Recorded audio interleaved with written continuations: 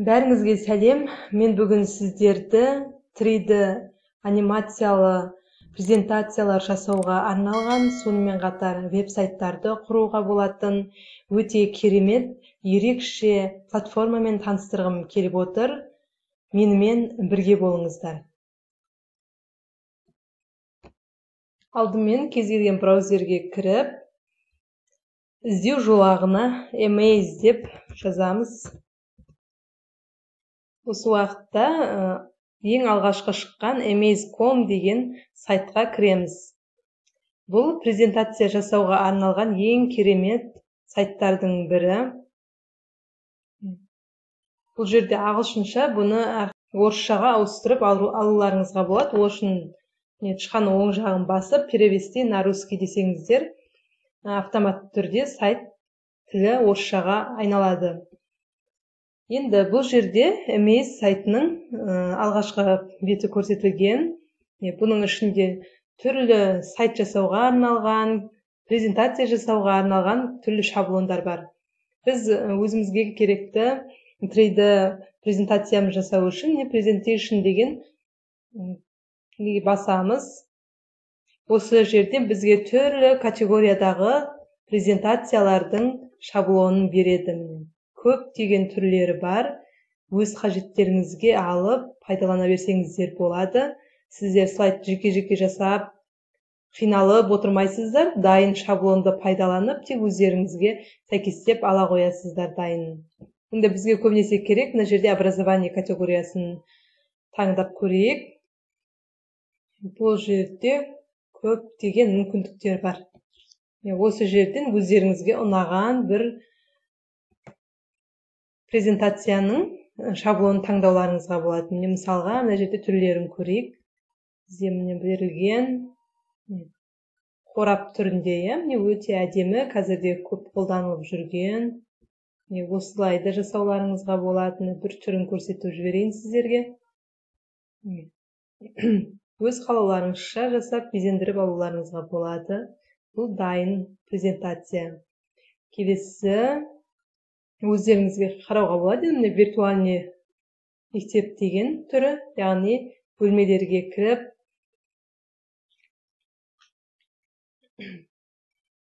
бұл да өте әдемі.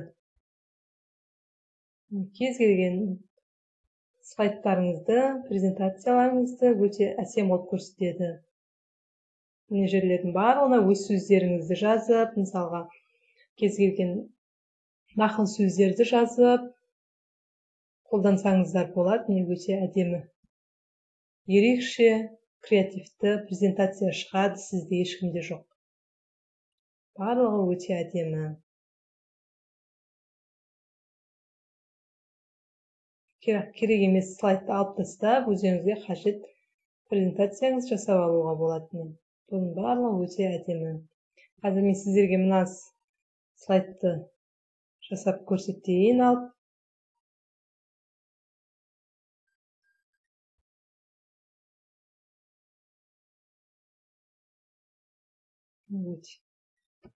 Енді бұл слайдты шаблонды қалай пайдаланамыз? Мына жерде редактировать деген кнопканы басамыз.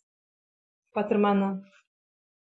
Сол кезде бізде жаңа слайдтарды өңдейтін парақ ашылады. Осы жерден біз өзімізге ыңғайымызға қарай осы жерден өзгерте берсек болады.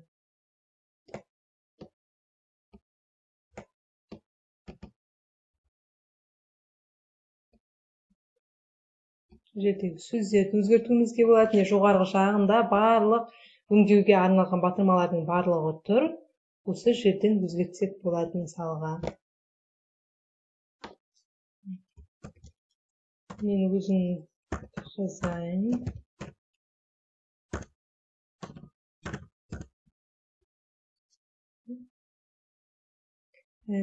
Бұл жерде де жазулардың түрін, түсін, мына жерден харіптерді өзгертуге болады. Өз ыңғайларыңызға қарай. Бұл бізге керек емес. Енді бұны не қылып қойсаңыздар да болады.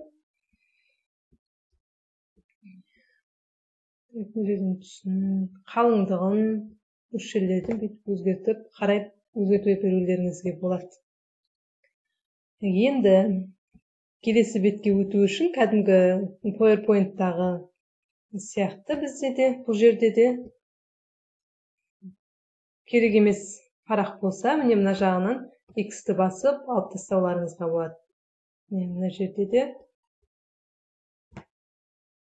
өзгертсеңіздер болады. Міне мына жердегі қаламды қоссаңыздар болады. Қаламды басып мына жерге титул, тақырып, тақырыпшалар, текст алуларыңызға болады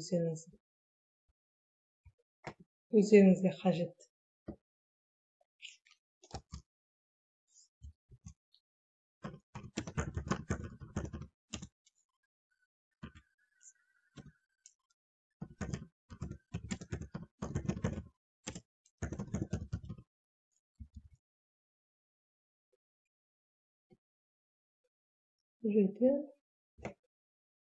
Бұл сайттың ең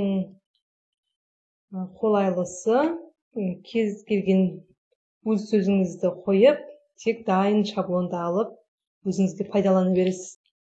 Мысалы,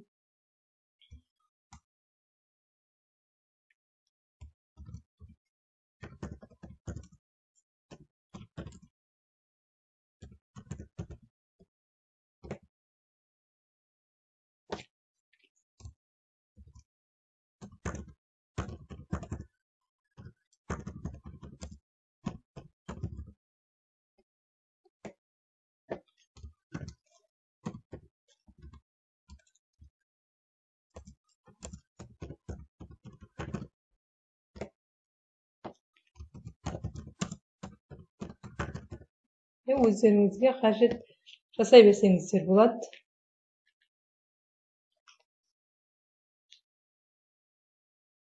Кез келген түрде ыңғайларыңызға қарай жасай берсеңіздер болады. Нешеуі керек, сонша қоясыздар.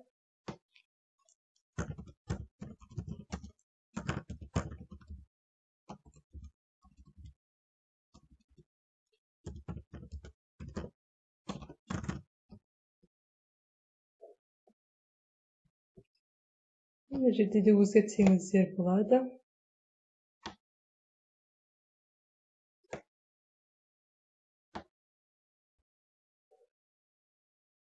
Керек болмаса өшіріп тастауларыңызға болады.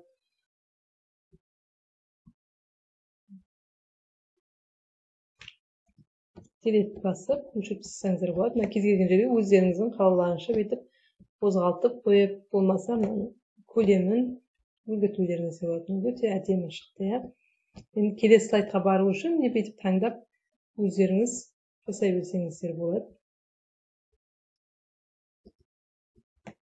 Енді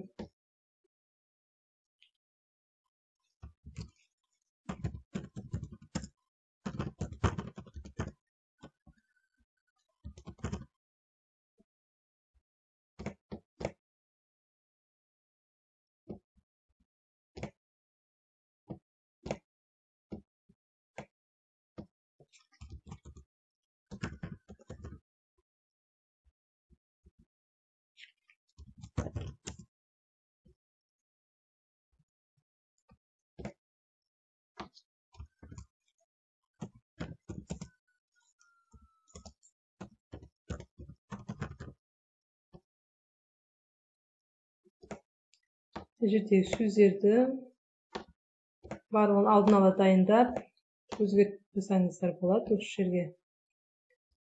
Енді мен қазір кете берейін, келесін. Осыны жерден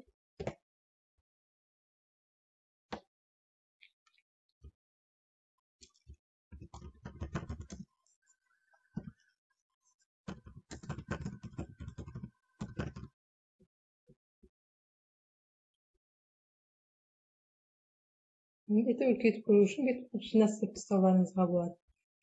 Сонымен қатар, мына жерде керек емес болса алып тастап, мына жерде текст қойғыңыз келсе, өзіңіз текстті қосымша алуыңызға болады.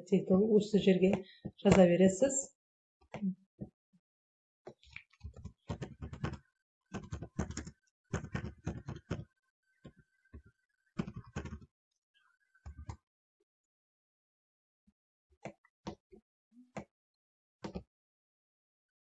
өзіңіз ыңғайыңызға қарай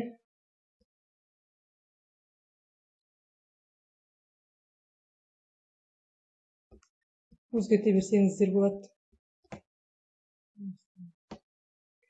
Көлемін кішірейтіп үлкейтулеріңізге болады.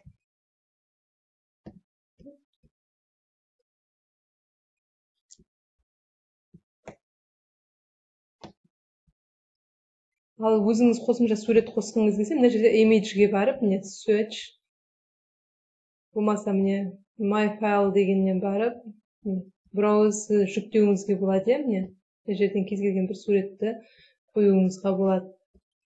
Болмаса міне жүктеулеріңізге болады Instagram, Facebook'тен. Сонымен қатар міне медиа, бұнда да видеоларды, аудио файлдарды осы жерден жүктеп алсаңыздар болады, егер өзіңізге қажет болса. Сонымен қатар мына жерде берілген неше түрлі фигуралар берілген. Осы фигураларды да қолданып өз ыңғайыңызға қарай қоя берсеңіздер болады. Неше түрлі берілген, мысалға химияға байланысты, физикаға байланысты өздеріңізге сәйкес барлығын қойып түрлендіре берулеріңізге болады. Мына жерде де сонымен қатар қосымша қарай берулеріңізге болады. Әлеуметтік желілердің түрлерін өздеріңізге керек болса қарап қоюларыңызға болады.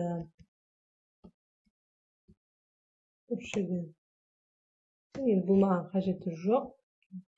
Негізгі көрсетейін дегенім осы. Назар қойып тыңдағандарыңызға рахмет. Әлде де өз ыңғайларыңа сәйкес қолды қарап жасай берулеріңізге болады. Мүмкіндіктері өте көп. Download арқылы бұны өздеріңізге сақтап алуларыңызға болады. Видео ретінде, болмаса PDF файл ретінде, немесе HTML браузерлерде ашылады. Осы түрлерінде өздеріңізге сәйкес қолда жасап сақтап алуларыңызға болады. Болмаса міне чар арқылы бөлісулеріңізге болады. Кез келген әлеуметтік желілерде сілтемесін алып, көшіріп алуларыңызға, басқаларға жіберулеріңізге болады. Кәделеріңізге жарасын, кез келген шаблонды алып, кез келген сайыстардың ерекше презентациясын жасап шығуларыңызға болады. Назар қойып тыңдағандарыңызға рахмет. Жасап көріңіздер. Ұнап жатса тіркеліп, лайк басып, қолдап кетсеңіздер болады.